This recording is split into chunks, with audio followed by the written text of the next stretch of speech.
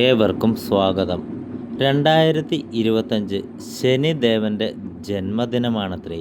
ഈ പുണ്യദിനത്തിൽ ഭക്തർ പ്രാർത്ഥനകൾ അർപ്പിക്കുകയും വഴിപാടുകൾ നടത്തുകയും ചെയ്താൽ നിങ്ങൾക്ക് സർവ്വ ഐശ്വര്യങ്ങളും വന്നു ചേരുന്നതായിരിക്കും. 2027 മെയ് ശനി ദിനമായി ആചരിക്കപ്പെടുന്നു. അമാവാസി എന്നും ഇതിനെ അറിയപ്പെടുന്നു അത്രേ. ജ്യോതിഷപ്രകാരം ശനിഗ്രഹത്തെ ഭരിക്കുന്ന ശക്തനായ ഒരു ദേവനാണത്രേ ശനി. കർശനമായ അച്ചടക്കവും കർമ്മവും അദ്ദേഹത്തിന് ബാധകമാണ്.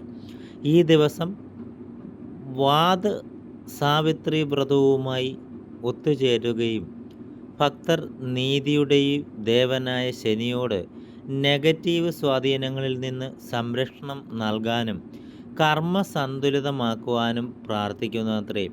ഹിന്ദു ചന്ദ്ര കലണ്ടറിലെ ജ്യോതിഷ മാസത്തിലെ അമാവാസി തിഥിയിലാണ് ഈ ശുഭദിനം വന്നു ചേരുക.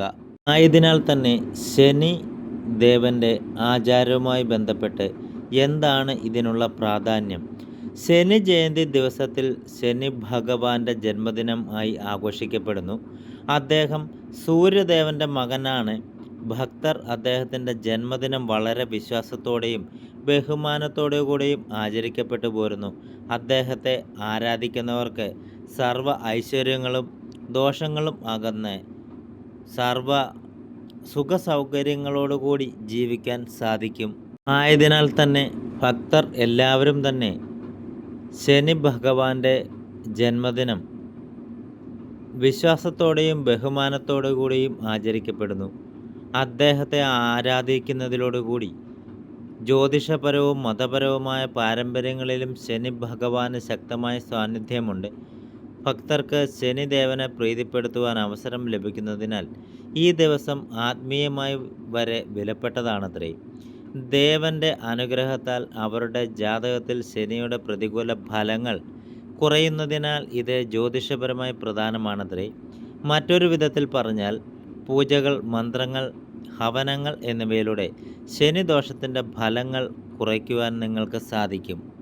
ആത്മീയമായ ഊർജം ആവാഹിക്കുന്നതിനു വേണ്ടി ഹവനം എന്ന പേരിൽ ഒരു പുണ്യ ചടങ്ങ് നടത്തപ്പെടാറുണ്ട്. ചടങ്ങുകളിൽ ഉൾപ്പെടുന്നതോടുകൂടി ഭക്തർ ശനിദേവൻ്റെ ക്ഷേത്രങ്ങൾ സന്ദർശിക്കുകയും എണ്ണവിളക്കുകൾ കത്തിക്കുകയും കറുത്ത നിറത്തിലുള്ള വസ്ത്രങ്ങൾ അല്ലെങ്കിൽ കറുത്ത എള്ള് ദാനം ചെയ്യുകയും ചെയ്യുന്നത് നല്ലതാണ്. കറുപ്പ് ദേവൻ്റെ പ്രിയപ്പെട്ട നിറമായതിനാൽ തന്നെ ഇത് ദാനം ചെയ്യപ്പെടുന്നു. മാത്രവുമല്ല, ഈ ദിവസം ഭക്തർ അദ്ദേഹത്തിൻ്റെ അനുഗ്രഹം തേടുന്നതിനായി മന്ത്രങ്ങൾ ജപിക്കുകയും ചെയ്യാറുണ്ടത്രേ.